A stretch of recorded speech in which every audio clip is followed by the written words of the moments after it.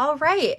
Now that we're done talking about materials, we are ready to cast on our stitches. This is the first row of your project.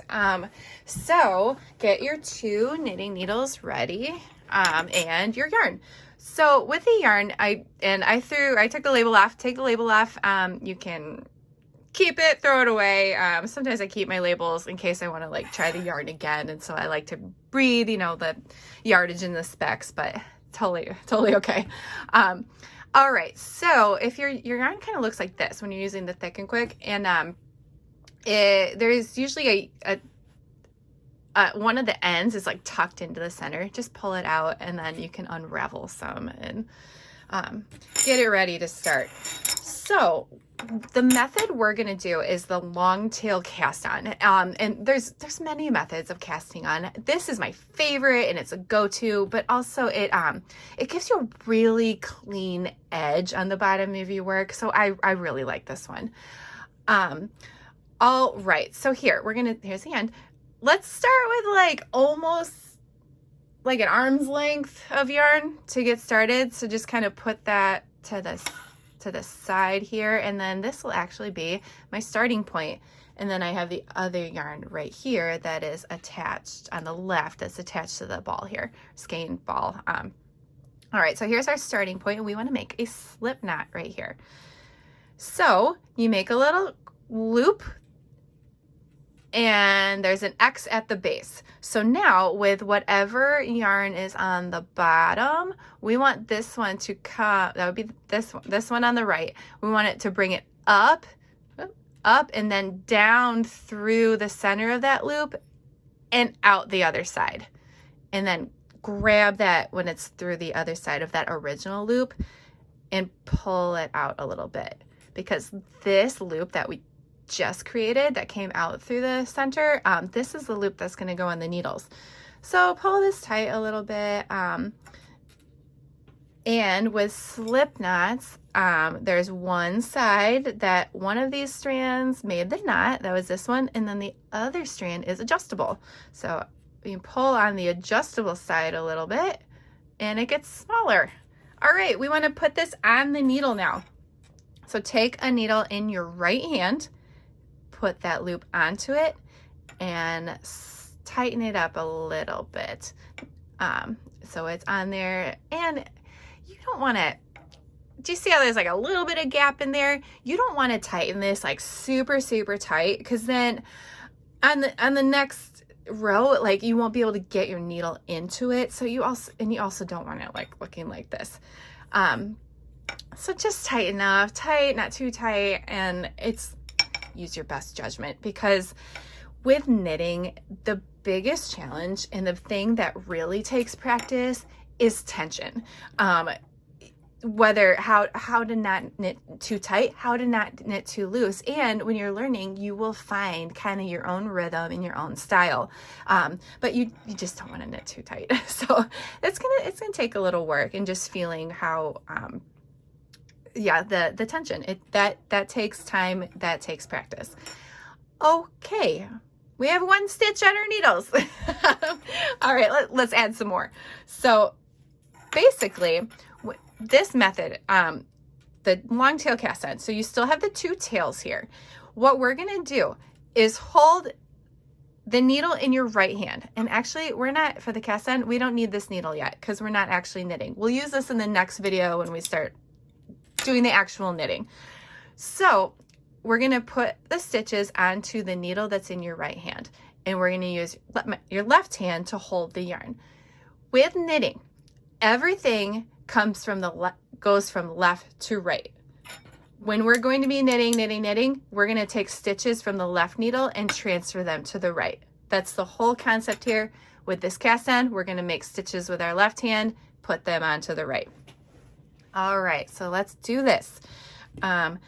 You are going to want to hold both strands of yarn in your left hand. So take your 3 bottom fingers here and grab that yarn, both strands.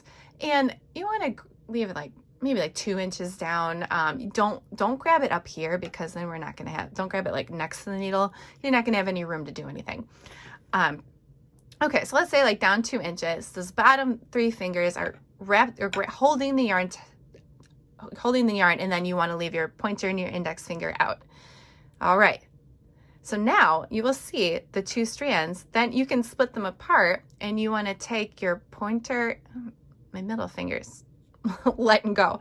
Take your pointer and your thumb down through in between those two strands of yarn. Okay, and you can kind of separate it a little bit. Next step, we want to take your left hand and flip it outwards to the left, outwards this way. So now you're going to end up with like two little bunny ear looking things. Okay, let's do that one more time. Grab the yarn with the bottom two fingers, take your pincher and your thumb down in between the two strands, you separate a little bit, and then flip your hand outwards. All right, so what we have here, think of this, so there's two loops, one on the thumb, one on the pointer, but that also then means there's 4 strands of yarn. So here, watch, this is strand 1, 2, 3, 4. Like count from the bottom, like away from your body. You're gonna want to work these with the right needle now. So go under strand 1, okay, and then skip over and go over strand 3, and this is kind of grabbing strand 3 and bring it out through the center of that loop on your thumb. All right, so now this is actually the stitch that's going to be on the needle. It came from strand 3. And now that that's secure, you can let go of everything and pull these 2 strands tight.